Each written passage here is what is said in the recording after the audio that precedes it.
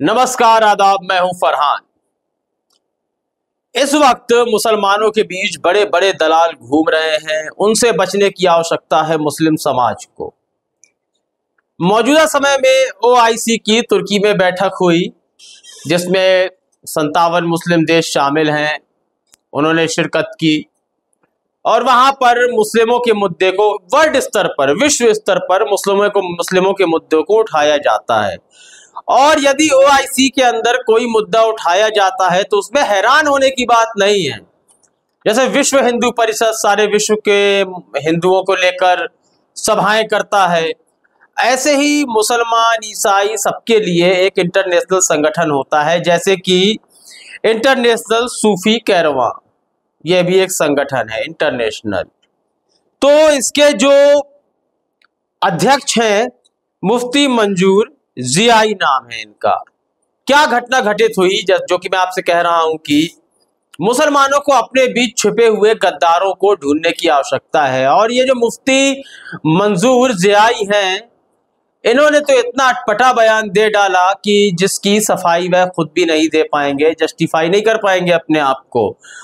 OIC में भारतीय मुस्लिमों को लेकर, उनकी पीड़ा को लेकर, उनके अधिकारों को लेकर जब सवाल उठाए जा रहे थे, तो उस पर मुफ्ती मंजूर जियाई ने कहा है कि भारत के भीतर मुसलमानों को सभी प्रकार के अधिकार प्राप्त हो रहे हैं, उनके साथ किसी प्रकार का दुर्व्यवहार नहीं हो रहा है, धार्मिक सहिष्णुता भी बनी हुई है।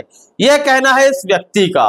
और यकीन मानिए 2014 के बाद से लगातार मुसलमान अपने हक की लड़ाई लड़ता हुआ आ रहा है।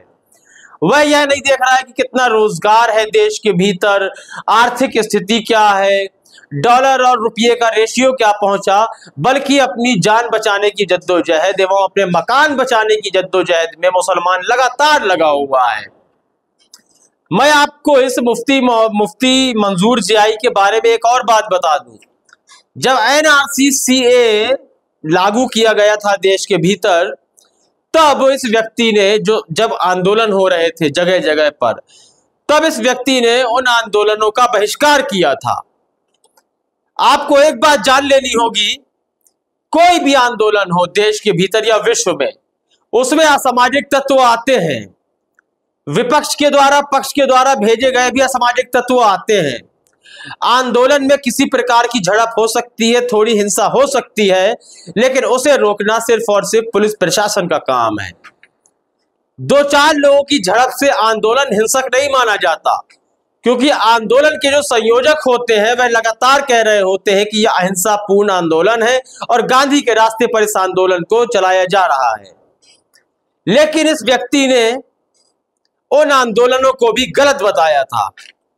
आप यह समझ लीजिए कि देश के भीतर मुस्लिम समाज के ऊपर यदि कोई परेशानी आती है तो इस तरह के व्यक्ति उसे नकारने का काम करते हैं।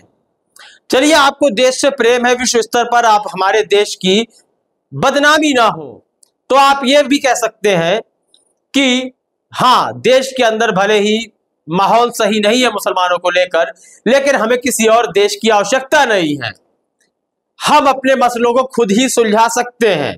यह जवाब हो सकता था। लेकिन इस तरह के लोग लगातार मुसलमानों को बेचने का काम कर रहे हैं, जिसके लिए मुसलमानों को एक कला रुख अख्तियार करना होगा। इस संबंध में आपकी क्या राय है, आपके क्या विचार है, कमेंट सेक्शन में अवश्य दें। देश और दुनिया की खबरों से अपडेट रहने के लिए आप अभी तक न्यूज चैनल को सब्सक्राइब करना ना भूलें, और साथ ही हर न्यूज का नोटिफिकेशन पाने के लिए बेल आइकन को भी दबाएं।